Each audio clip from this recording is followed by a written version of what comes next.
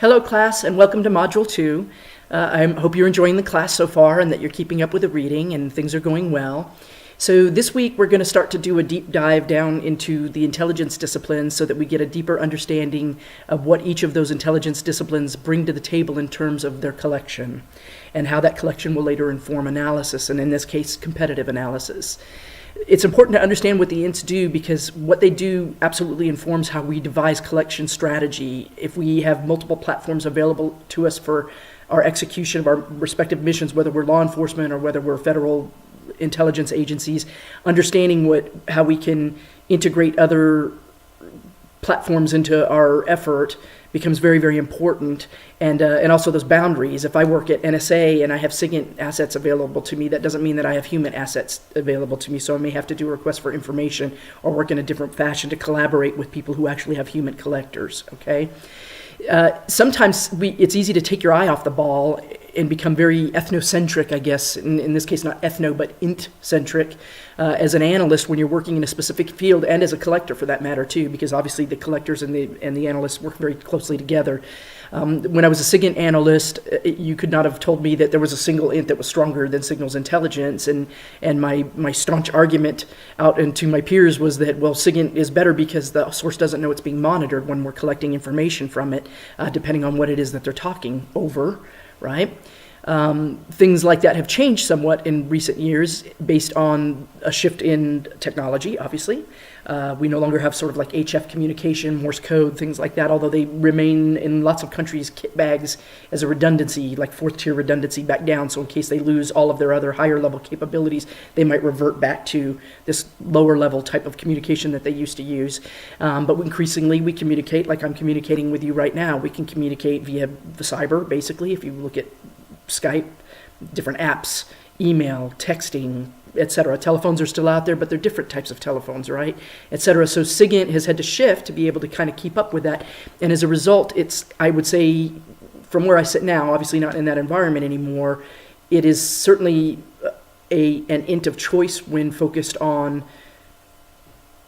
somewhat static, high-level targets. So if I'm looking at the government of another country and I want to track what its key leaders are doing, or I want to track what its military is doing, and I have the ability to sort of break out that methodology and what technologies they're using where I can get that access to their systems and collect on a regular basis, it will help me do what we call indications and warning intelligence collection, which is just to kind of keep your finger on the pulse of what a perceived threat might be able to do, and obviously I have one in my mind, and you probably do too, and we'll leave it at that. But certainly there are certain regions of the world right now where I'm almost positive SIGINT is playing an essential role in determining what is going on within the walls of a specific country, right?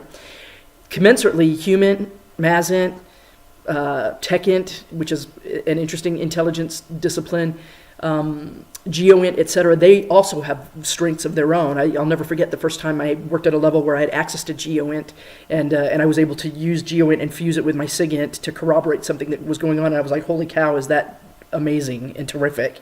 And in that time, since that time, Ryabята, which is Russian for children, let me tell you how much further that has come in terms of capabilities in just the span of, say, 20 to 25 years, of how much more robust that GeoInt capability is.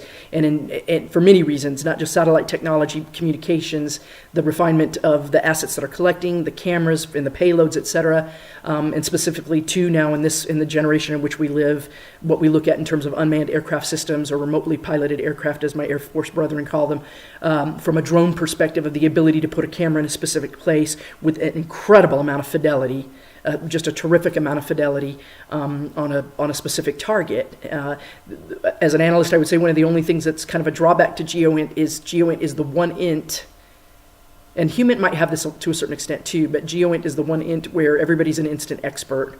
And so you have to kind of, when you're working your stuff, if you have a customer come in or a layperson come in, they might look at that picture and go, well, I know exactly what that is. And they don't necessarily, because they haven't been trained in things like the 5 S's, which is a doctrinal approach to interpreting imagery or mensuration, where you take, the size of an object that you know what it is compared to a size of an object that you don't know what it is. And then therefore you can decide what this is based on the size of the one you've known. So there's things like that come into it. HUMINT's the same way. Well, the guy said X, Y, or Z. It's open to interpretation, right? HUMINT's strength is when it's done clandestinely, I would say. I think that there is things to be said in interrogation and debriefing that HUMINT can gather, but of course there's always the challenge there that the source may, obviously understands the situation that they are in and understands that they are in fact being debriefed or being interrogated, and therefore has the ability to manipulate that data. So ideally, so this week as you're going through those things, I want you to read about those intelligence disciplines and kind of understand what it is that they bring to the table. Think about them in the context of your country that I've given you, even though we're using OSINT for you to be able to provide me a briefing. Just dream about that for a minute. Think, wow, if I had access to all of these intelligence disciplines, what would I use against this target that I have, now that I kind of have a sense of what's going on in this country a little bit? What would be the one that would have the greatest potential to help me out? Okay, so we're going to look at that. We're going to discuss strengths and weaknesses in our discussion this week. And then understand that as you're looking at those intelligence disciplines, and as you evolve and get into the intelligence field, whether from a law enforcement perspective or federal type activities, or even international for that matter, collection management is a very challenging job. It's a very interesting job. And in collection management, you're working for an organization and you're understanding what assets are available to them. And you're looking at intelligence requirements, you're prioritizing those intelligence requirements, and then you're fencing those assets that you have against those intelligence requirements in terms of the scheduling of them, the capabilities, the geography, where they're located, et cetera, what you expect them to bring back, et cetera. Inside a specific entity, you may have very limited assets, right? If I work for a SIGINT organization, I may have 5 different types of SIGINT assets that I can use. So I'm only going to bring back SIGINT collection, right?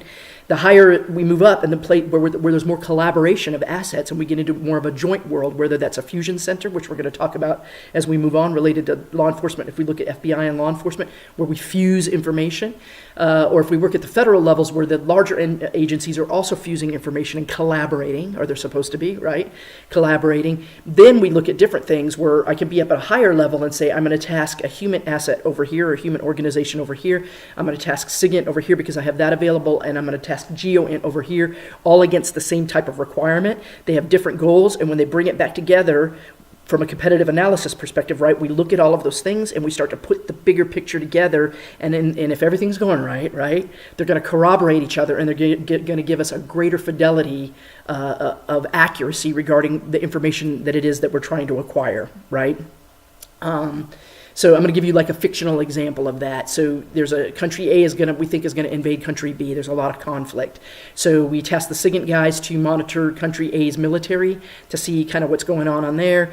We task the GEOINT guys to be able to do some type of imagery, or maybe at the DoD level if they have UAVs, et cetera, to do sort of long shots from across the border to kind of see what's going on, et cetera. And then we task clandestine human guys in the region to see what's going on in country B, as an example, right? So we get all of those all that collection back.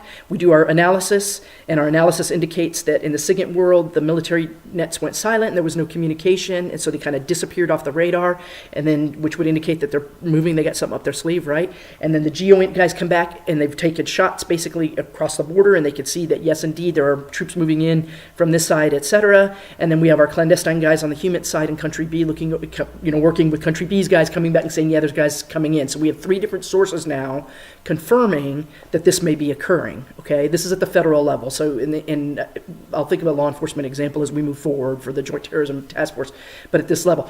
Now, as that information comes forward for that decision maker, understand how that's going to work in a perfect world if the process is working correctly, right? That information, as it comes back, can inform many, many different decisions. It can inform decisions related to the Department of Defense and what they choose to do, or what they choose to do. Let me rephrase that. What they're told to do in terms of defending U.S. interests in that area, right? The U.S. military never chooses what it's going to do. It's told what to do, okay? So let's leave that at that. It may inform the State Department. Maybe there's still an opportunity for diplomacy to occur, and now somebody from the State Department can go in and have that conversation with country A and say, hey, we know that you're up to no good because we can see it. Right? We won't compromise the source, but we're going to say, we know exactly what you're doing. So this is where intelligence collection goes into analysis and then moves forward to a decision maker to inform a decision. The same thing would happen at the law enforcement level, but with very different assets. Okay, but the process remains the same.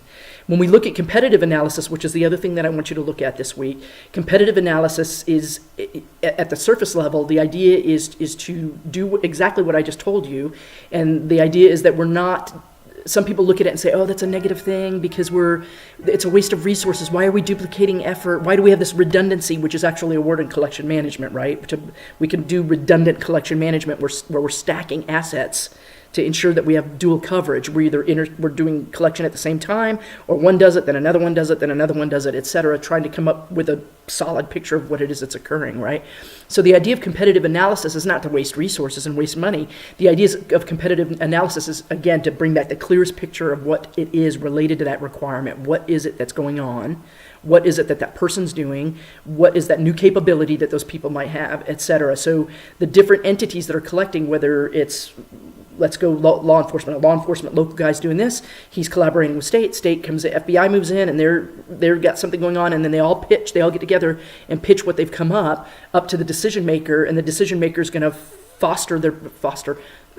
is going to develop their plan based on the information that's been made available by the competing analyses of the different entities that are coming in. The other part of competitive analysis is that that competition also will provide a greater fidelity of the information as it comes forward, okay?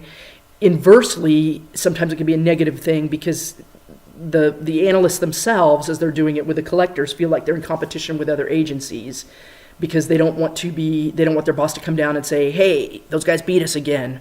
You know, I have been in that situation before where I had a key government person come in and say, hey, so-and-so, what do you got for me? And we were having a technical issue, and I had to say, sir, I got nothing. You know, I'm dead in the water. And he was like, exactly what I expected, and walked right past me. It's a horrible feeling to be in that situation, et cetera. So it's a very competitive world, and so you want to compete with those other people. My stuff's better than your stuff. And ideally, the idea is that we all work together, right? And we present the strongest thing.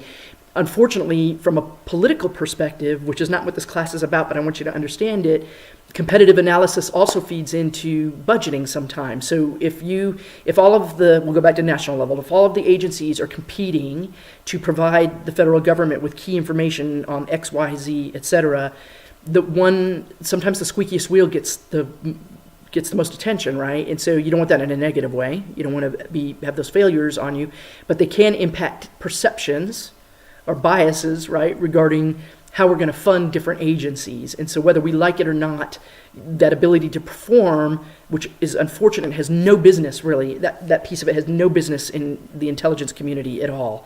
It should not be like, well, we need to get something out there, otherwise we're going to lose our reputation, we're going to lose our position, we're going to lose funding, we're going to lose whatever. This is where we have to take those biases and push them away, and our perceptions, we have to stay absolutely objective. And if you don't have it, to have the moral integrity to just say, I don't have it, okay? That goes into a completely other conversation about moral ethics, legality, etc., right? Somewhere in there, whenever that goes awry, there's a person in there that makes a decision of, I don't want to get in trouble, or I don't want to be the person that says I don't have it, so I'm choosing to do X, Y, or Z in the hopes that I'm going to get away with it, and then when I don't get away with it, then we have catastrophe. And really, we never should have done it in the first place because it was wrong. So intelligence involves a high level of ethics, too. Chew on that for a while. It's not what this course is about, but I thought I'd throw that out there, okay? So that's us for this week. We're going to look at those collection disciplines, and we're going to kind of suss them out a little bit and get a feel for them. Start thinking about how you would apply them to your country. If I had a magic wand and I could give you that capability, which I don't, but it's a fun exercise to kind of go through. I also encourage you to take a look at competitive analysis. That's another one of the prompts that we have this week, and understand it. And then finally, your first paper is due this week, which is your tradecraft analysis paper. So I expect you to do the sideways reading from the CIA analysis primer that's out there for a tradecraft perspective, and kind of get a grip on the key tenets of analytical tradecraft. And then for the paper, essentially what I expect you to do is to take the choices that I gave you, select the one you want, and then explain to me how you would use a couple of those, and it's 2, I believe, but you can go back in the syllabus and look, to pick 2 of those tradecraft. I'm going to check because I don't want to mislead you. It is 2. So pick 2 of those techniques and tell me how you would apply those 2 techniques to the thing that you chose of the list of the things that I gave you. Is that clear as mud? Let me reiterate. For your paper, you're going to read the tradecraft primer. You're going to understand, you're going to get a grasp on basically what those processes are in terms of tradecraft related to analytical process. I've given you a list of things you could choose over here. You're going to pick one of those things out of that list, and then you're going to pick 2 out of the techniques highlighted in that primer, and you're going to come back over here and you're going to tell me how you would apply those two things you chose to the target that you chose. And that's what that paper's all about, okay? I probably could have used another cup of coffee before I made this video, but I appreciate you working with me, and I hope that that is clear and that we have a deeper understanding of where we're going this week, and a little couple sidebars in there, but they're valuable sidebars, okay? I thank you very much, and I'll see you next week.